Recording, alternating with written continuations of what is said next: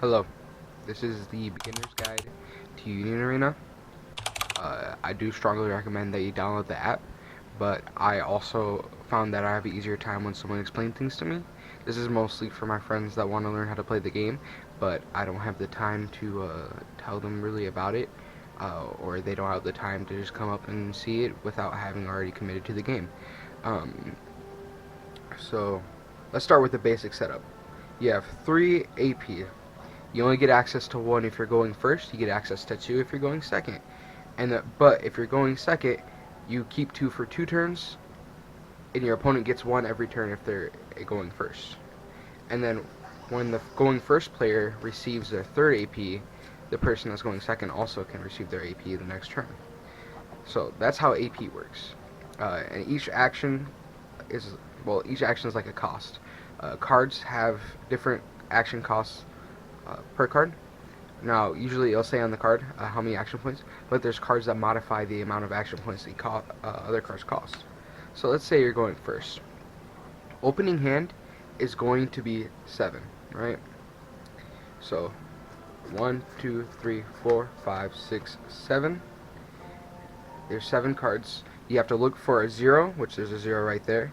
But some decks have cards that modulate how much energy they cost. This is a 2 cost, but if you read it, it says that it could cost 0 or subtract 2 from its cost if I have an empty board. Now, just as a little incision here, I think I also forgot a couple other basic things that is important to know throughout the game. So let's say you mulligan and you draw your 7 cards and you still have an unplayable hand. You're like, man, this hand's awful. I don't have any zeros or ways to play. Instead of just passing, you have the option to go AP draw. So you use one of your APs at the start of your turn, right after your draw. You will draw another card that might get you into a situation where you can play on the next turn, or if you're going second, you'll have another AP out to be able to at least put one thing on the field. Now, you usually don't AP draw on your first turn unless your hand is literally unplayable, like this hand would be, because it's a bunch of raids that just made the worst possible hand you can have. Now, AP drawing can happen whenever you're low on resources at the start of your turn, or you already have everything set up, so you don't really need to play that many things in your turn. So you kind of just throw away AP like it's nothing because you don't really care about it anymore. AP drawing is a really nice way to be able to consistently get to your game plan. Is also a reason why you can play less than normally would be considered an ideal amount of zeros to guarantee you're able to play. Like if you're playing a card game like Yu-Gi-Oh, usually even though you draw 5 and you have a 40 card deck, usually you play about 15 starters, 12 to 15 starters at minimum for your deck to be considered consistent, and then 18 is like the amount that you'd probably have to be a very consistent deck. But that's Yu-Gi-Oh! This is Union Arena. Very different games. Board. And then you have 7 life. 1, 2, 3, 4, 5, 6, 7. Now you can do the 7 life however you want, but I usually like to organize it in this pattern just to make it simpler. So when you're playing, there's 2 lines that you got to worry about. This is your energy line. This is where you usually start playing and putting zeros. And then this is your front line. This is where you can have attackers. This is where you have defenders. And this is where most of the abilities your opponent will have are able to target. So this energy line, if you look at the bottom right corner of these cards, they have a little dot here. For each dot, that card produces that amount of energy. So this, even though it costs 2 energy to play, it is 1 energy's worth of a card. Like it produces 1 energy, the producers. So if I were to play, I'd go like this. Since this is a fake 0, I can play this, and I'd look at the top card. Now if it's a 0, if it has no trigger, which is on the bottom right here, I can add it. It's not a 0. It's not a trigger. So that's essentially how you play the start of the game. Now, there's other functions to the game aside from your field that you're playing with, of course, and your AP. there's also your life. When your opponent attacks you, you flip a card from your life. They get to choose. Let's say they want to do the bottom. And if you look at the bottom right here, this card has a trigger. Now triggers are different for each card. The trigger, you can read the trigger and it tells you what it does. This is a special trigger, so I get to kill a character on my opponent's front line. Other triggers do different things. There's active triggers, draw triggers, get triggers. They all say what they do on the bottom of the card if they have one. There's also non-triggers, which if you look for one, it'll just goes to the sideline. Now, when blocking, let's say your opponent's swinging and you have a person in the front line. Now, you can block, and if your blocking character has equal or less battle points, which is this number on the bottom right here, then they die, and the attacker still survives no matter what. Now, if it has more battle points, say I have this guy up, if it has more, it'll survive and continue and stay rested. And then they reset at the end of the turn. Now, an important thing to remember, when you play a card, they always get played the resting, and then they switch to active at the end of the turn. Unless the card specifically says otherwise, this will always be the case. Or if you have a raid, which I will show in a moment here, how raids work. So now that we know basic functions of starting the game, I'll show you what a turn would actually be played out, how a turn will be played out. So, because I have no energy, I can only play cards that have 0 costs, which right now are these 2 cards in my hand. So I'm going to play this 0 cost, because, well actually I know that's a raid on top, but I also get to rearrange the top. Now these are the 2 same cards, so I can just leave them there and then I'll pass. Now I'll say my opponent just plays a card and you get an AP back. Then I draw a card. Oh, it's the card that I stacked. Cool. So now I have 1 energy being produced because this has 1 energy right here. So now I get to play a 1-drop, which will be this. And this lets me look at the top 3, and I can add a non-trigger or one of the, essentially any of the raids, because it says I can either add a model 02 to it or a non-trigger. And look, now since I already have this raid, I want to prioritize getting this raid because this raid is really good. But see how the basic functions of adding and playing these cards work? It's fairly simple. That's how life and beginning your turn and playing it goes. And in the next part, I'll be speaking on combat rules and how those different abilities affect how the game is played. And I'll also be talking about afterwards how deck construction and basic rules for that work. Before I move on to the combat section, I completely forgot a mechanic of playing cards.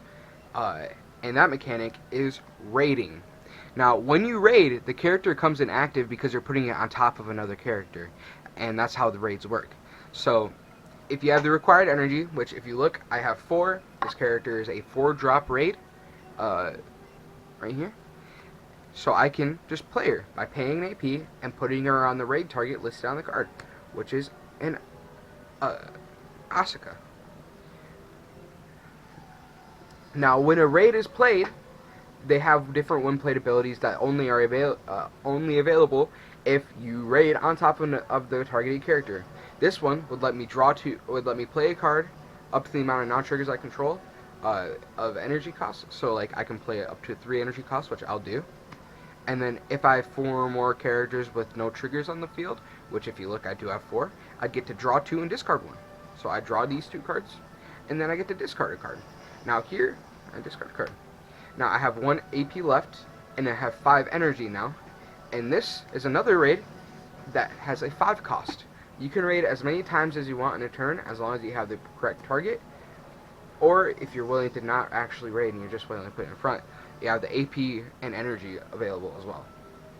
So now I've raided on top of this, and this is also an attack. So on the next segment, I'll talk to you about how battling goes. and what would happen with this field right here. To go into the attack phase, after your main, you have the opportunity to swing into your opponent if you have active characters in your front line. So this is usually what a board would look like when you're entering the attack phase. You have some rested characters, you have active characters in your front. Now, when you swing, your character goes arrested. You tell your opponent, I'm swinging at your life, and they get the opportunity to block. Now, your opponent may choose to block with whatever characters in their front line that's active. And if they choose not to, you hit their life, and different modulators do different things, but a basic attack would do 1 damage. So this is a basic attack that this would do 1 damage to their life. Now, different characters have different modulators. This character, for example, has extra damage, or damage 2 right here. You can't really tell very well, but this has damage 2. So because it has damage 2 while rated, and it's rated, if I swing and they do not block, it does 2 damage, or takes 2 life instead of 1. Now in this game you have 7 life, so that's a significant amount. So your opponent's usually going to block, or they don't have the ability to block because they either have rested characters in front, or they have no characters in front, or this cleared the bodies, which if they didn't read your cards they might do. Now when you do that, this character has another ability that allows it to do other things, but the main concern I have to tell you about is the double damage, and I also have other abilities to speak on. So let me bring up other abilities so I can show you an example. Now that I've talked about how combat works, raids can have different abilities depending on what happens when they get raided. There's modifiers for attacks, and there's other basic things. I have essentially one of most of the items available to these raids, but also they can be available to other cards. There's this Hoshina raid. It cannot be blocked by a character with 3k or less BP, so when you raid it, you essentially get a free attack, and then when played it draws a card. Now there's also active mains, or there is also when played abilities, like this Reno Ichikawa. When it's played, you get to play a yellow character with 3 or less required energy and 1 AP cost from your hand to resting on your field for free, which is really good. Cards that are like this tend to be very good in decks because of efficiency with your APs. So having that efficiency is really good, even if it only plays it to resting. Now there's also active mains, or abilities you have to activate during your main phase of the turn. Now this active main is choose a character on your opponent's front line and lock them. So during your main, you can just essentially put them in a position where they can't switch their characters back to active for 1 turn. And you can do this multiple times. It's not like a when played, you get to use it every turn during the main phase as a soft one. So if you have multiple copies, you can use it multiple times.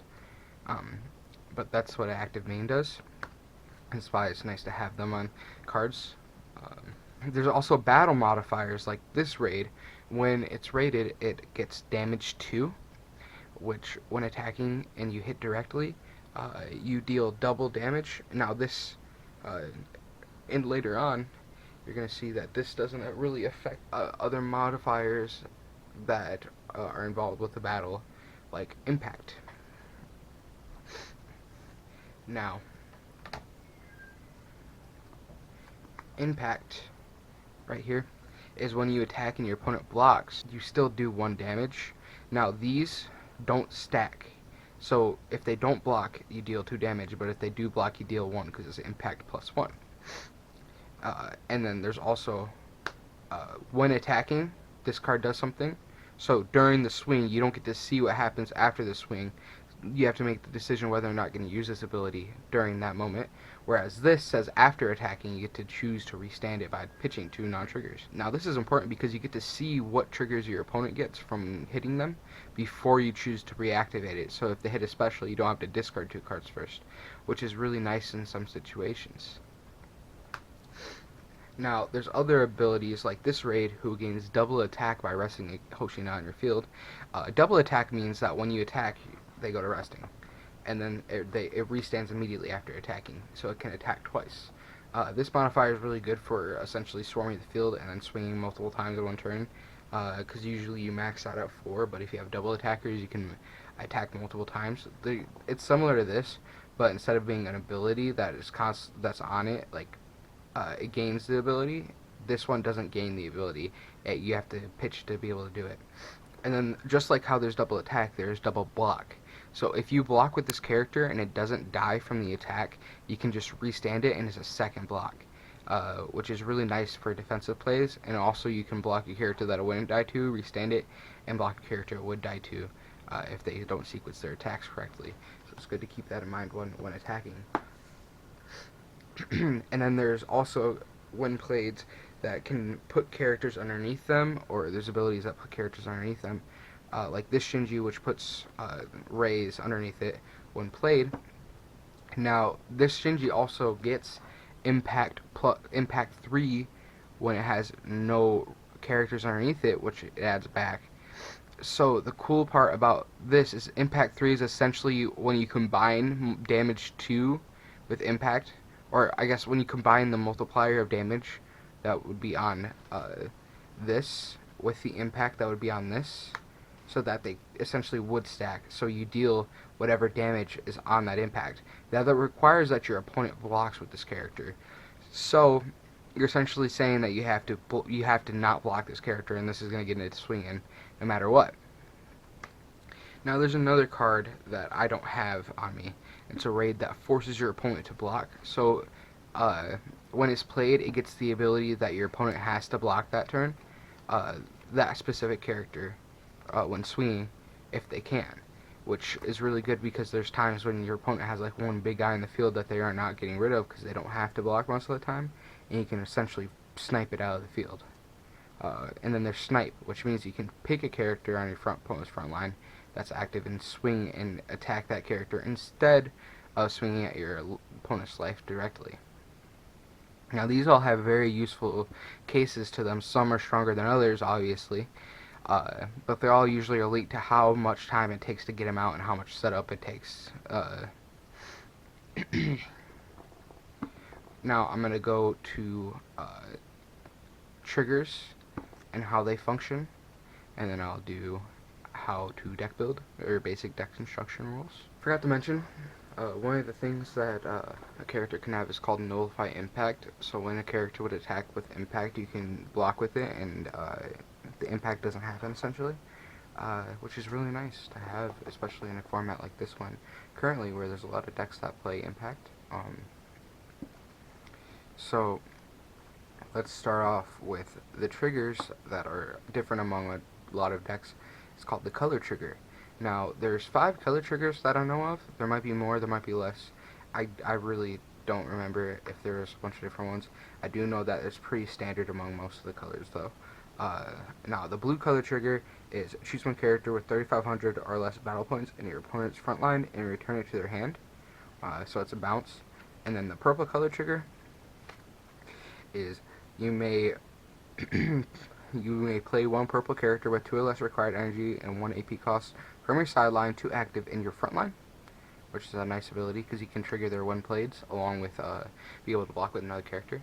Now the green color trigger is you may play one green character with 2 or less required energy and 1 AP cost active to your field. Once again, similar to the purple, instead of the sideline, it is a hand, which is a little worse in my opinion, but it can be better in other situations as well. And then here's like the 2 better color triggers in my opinion. Choose one character with 2,500 or less battle points in your opponent's front line and sideline it. It's removal. And then the best color trigger in my opinion is yellow, which is choose one character in your opponent's front line and switch it to resting, and it will remain resting until the next time it would be restood. So it's essentially the same lock as that Mina raid that was mentioned earlier, but on a trigger. So it's really nice because if your opponent takes life from you, it causes that to happen to them. So it can block attacks, it can save you if your opponent has a character with like damage 2 or impact. It's really useful overall. Now getting to the basic triggers, there's really 6 options that I found. I fully remember. There might be more, might be less, but I believe there's 6 types of triggers. There's a raid trigger, which essentially lets you add the character back to your hand, and then if you have your required energy and the raid target, you can just raid them. so you get to use their one blade, and then you also save an AP. And then there's get triggers, which means when they get removed from your life when their opponent's attacking, you get to add the character back to hand. And then I'm going to put these two at the back. And then there's active triggers, which switches a character in your front line to active and then gives them a little bit of a battle points boost, so they're able to defend better. There's a draw trigger. When they get sidelined from your life, draw a card. These are like the triggers that you have unrestricted amounts of. Colors, you can only play 4 copies of each color in your deck. And then also, a special. You can play 4 copies of a special in your deck as well, and it just lets you remove one character in your opponent's front line for free, which is really good. And then there's a final. If it's the last card in your life when it gets taken off or taken out, you get to take the top deck and put it in your life. So it's extra. It's a free extra life essentially.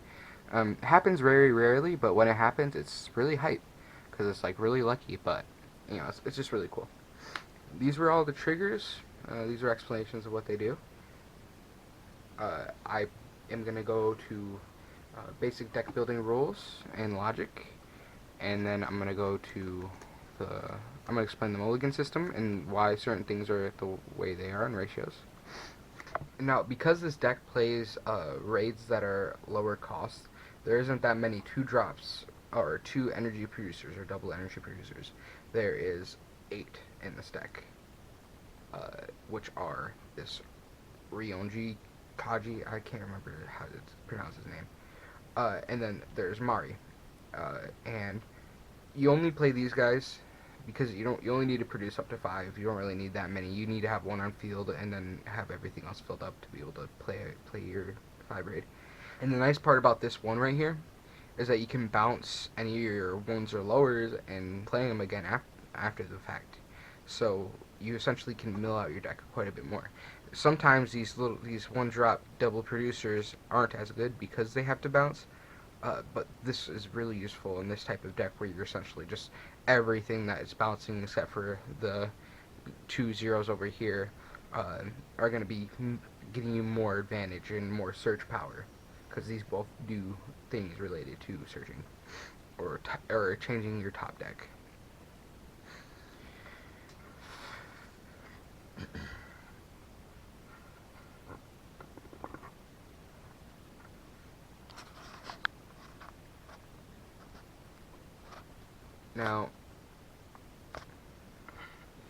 Now, decks play finals because they're also AP restands, and then they play specials because they can remove a character from their opponent's field. Now, different specials have different requirements. Now, basic specials usually say choose a character with 3,000 or less, sideline it, and then if you control X character, you can go up to 5,000. But this one adds 1,000 for each non-trigger you control, which if you look at this, there's quite a few non-triggers. Most decks play majority triggers, maybe 4 to 8 non-triggers in a deck. This plays significantly more. So you're most likely going to have at least two others on the field. So you're guaranteeing at least 4,000, which is about the amount that the average rate is. You can probably get up to 5 or 8, even up to 8,000. Honestly, you can do. Yeah. Now, there's a color trigger in here. I only play 2, but you are allotted 4. I only play 2 because I don't really like the color trigger. I don't like having triggers in this deck at all. But it is useful to have the raid target name, because you essentially I'm playing 12 raid targets for both of the raids. So I just wanted to keep that ratio going for all of them. And then I have these like essentially non-raids, but they have utility. These are utilities, and then these are the raids. These are like your win condition, except for this is more of a utility than a raid, but it can be used as a raid because it does have a 1 plate and a 1 sideline that are kind of useful in certain times. But the main goal of any deck in UA is just to have the ratios to get to your win condition consistently and be able to grind in the game out to make sure you can take that last life. Different decks have different ways of playing. This is an aggressive deck. There's also slower decks like the Yellow Mina that I showed you. Basically, you build decks in Union Arena based off of not only the win condition, but how fast you can get to them. There are slower decks that kind of take a long time to set up, but after they set up for a period of time, they are really hard to stop. For example, like Bambi's that I've played before. That's a slower deck. Not only can you build for a goal for your own deck, but you can also build around certain formats. That's why Nullify Impact is in here.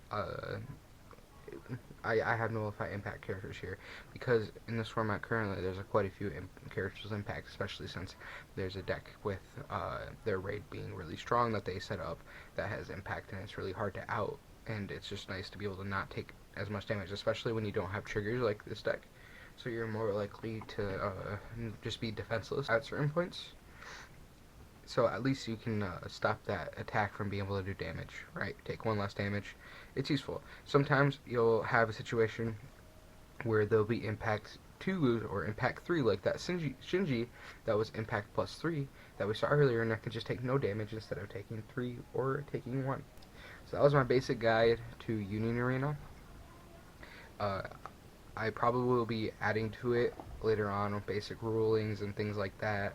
I'm kind of new to the game. I thought, and I realized it might be nice to have somebody that's new to the game be able to tell you what it's like, give you a basic amount of rule sets and how to build decks and all those little things that happen. You know, you're in like your baby phase of the game where you're like new to everything. You'll get nervous about how they might react to you, you know. And it's just like nice to be able to go on YouTube and go like, hey, somebody posted a video on exactly what I'm trying to figure out, how to start up playing this game. So, thank you for watching. I appreciate it. I consider it to be something I like. Peace out.